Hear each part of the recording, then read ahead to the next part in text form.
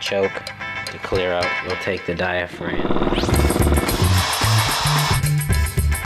If your console power outlet isn't working, so this is the front one on the vehicle here. It's like your cigarette lighter. If this isn't working,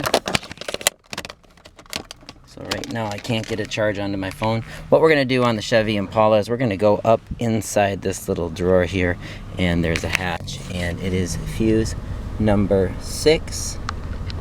Our diagram is right here. It says 6 is right here on the left side.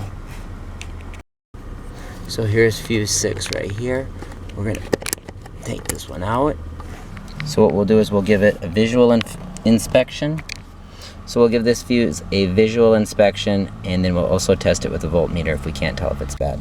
If it is bad, we're gonna take that fuse out. We're gonna replace it, we'll put a new one in. So then we'll plug in our plug, and it says it's charging now. And so we have replaced that fuse. If you continue to have a fuse issue, please check the wiring. There may be a wiring issue. Often we overdraw, and say you had a power cord in here that allowed you to plug in multiple devices. We could draw too much and we could blow that fuse. That's typically the reason why those fuses go out.